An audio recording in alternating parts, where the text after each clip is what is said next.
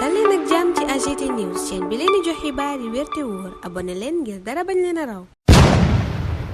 AGT News. Bismillah daleen ak jàmm ci chaîne bi ngeen taamul seen bopp AGT News àllarba tey jii ñaar fukki fan ak ñeent weeru avril atum 2024 daanaka yéene kaay yépp ci ndaje mi président Bassirou Diomaye Faye sekkoon ak secteur privé bi la ñu dellu si Sud Quotidien ne meilleure formule la ci président Bassirou Diomaye Faye doon wut maanaam yoon wi gën wi mën a jaar ngir wàññi njëgu dund gi waaye itam amal ndawi réew mi xëy yéene kaay bi ne loola lépp waxtaanee na ko l'indépendant ne gannaaw waxtaan woon ak secteur privé bi engagé wu na ngir gunge président Bassirou Diomaye Faye ci mu amal ndawi réew mi xëy waaye itam njëgu dund bi mu wàññi ko laas ne loolay palangu président Bassirou Diomaye Faye ba mu lal démb ca pale ba kanamu secteur privé ba ñu waxtaan wu yaatu l'info ne président Bassirou Diomaye Faye kay ma ngay liggéey ci apaiser climat social bi maanaam dal la bëgg ci réew mi waxtaan ak secteur privé bi nag journal bi jàpp na ne bokk na ci li koy may googa lépp dal le réveil ne bokk na itam ci li ko mën a may mu wàññi njëgu dund gi di fi ko askan wi xaar yéenekaay bi sax jàpp ne ña nga ca woowale yoon ca xëtam gu njëkk mu ne vers la réduction du coût de la vie au Sénégal gannaaw waxtaan wi président Bassirou Diomaye Faye sekk ak secteur privé bi secteur privé booba réew mi quotidien ne moom le président Bassirou Diomaye Faye bëgg a dooleel un secteur privé fort secteur privé boo xam ne daanu ko yokk doole ba ndaw ñi am xëy patronat bi it yéene kaay bi ne engagé wu nañu fas yéene jàppale gouvernement bi yéene kaay bi ne danoo nar a xàcce ndoor yi dóorandoo vox populi ne ngir loola sotti nag secteur bu ne dangay waajal ay proposition jébbal ko ministère bala jaboote kooka jébbal ko premier ministre mu validé ko ci conseil interministériel lataa ñoo dem ci conseil présidentiel journal bi ne lii mooy projet président Bassirou Diomaye Faye ak secteur privé bi loola lépp nag faram fàcce nañu ko démb jàppale ga mu leen dalaloon ñuy waxtaanee réew mi waaye itam waxtaanee jigu dund gi mu bëgg a wàññi ak xëy ndaw ñi journal bi ne secteur privé bi gën naa dëggal taxawaayam ci projet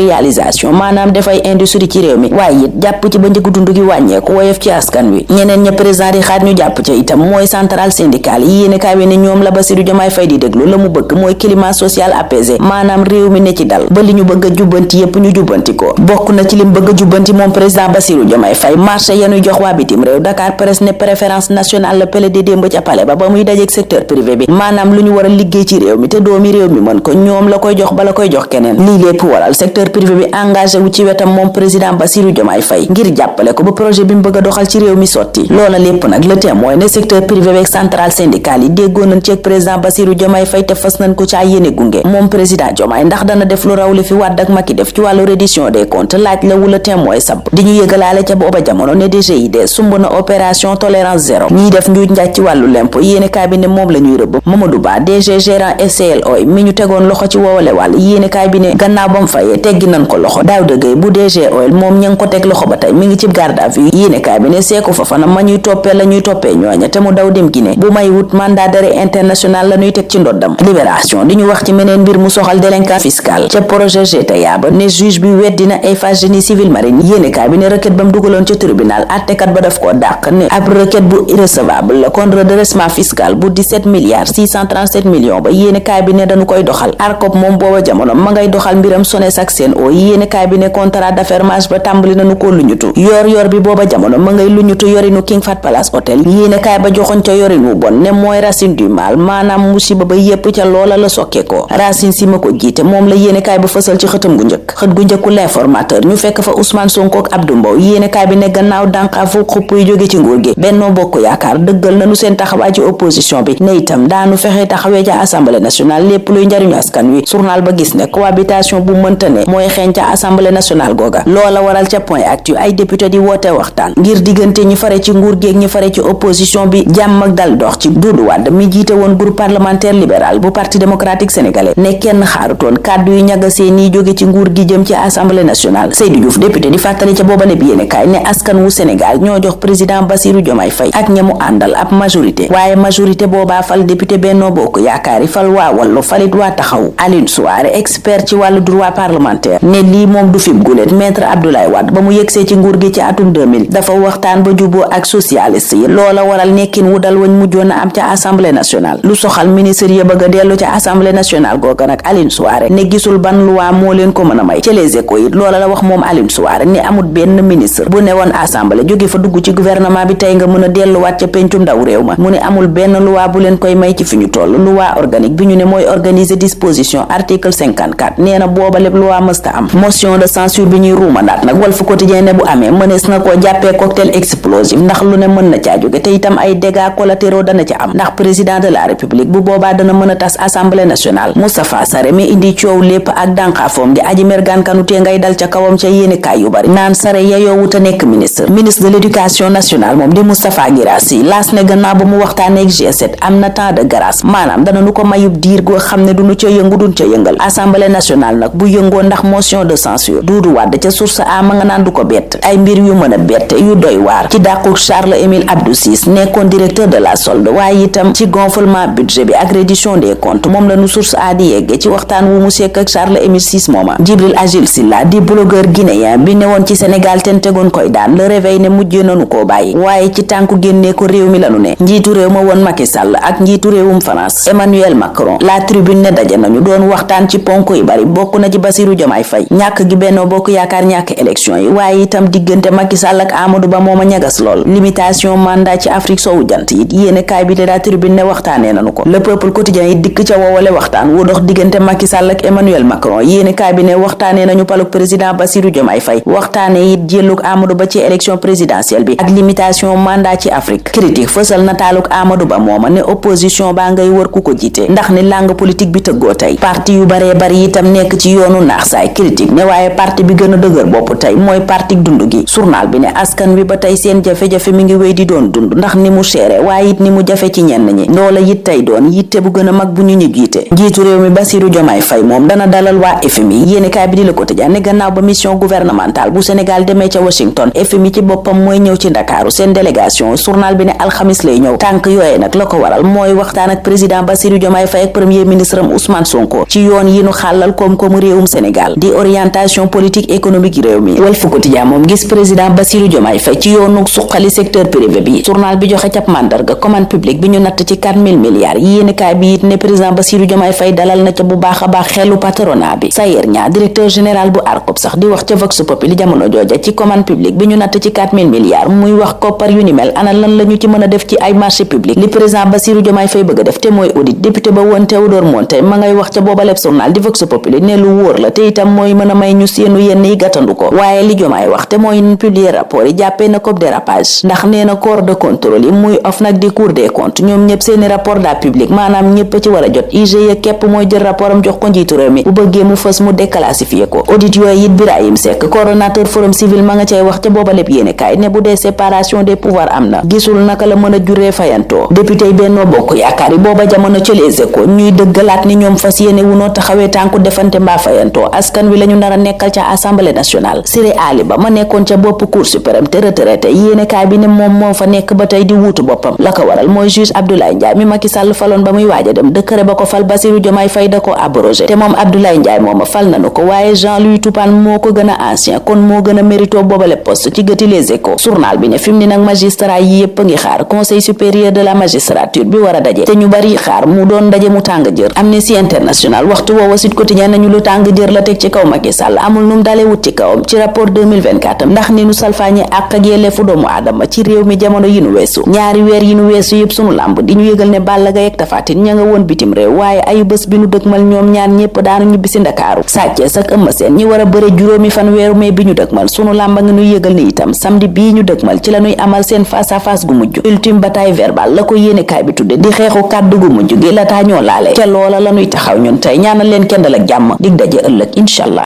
AGT News.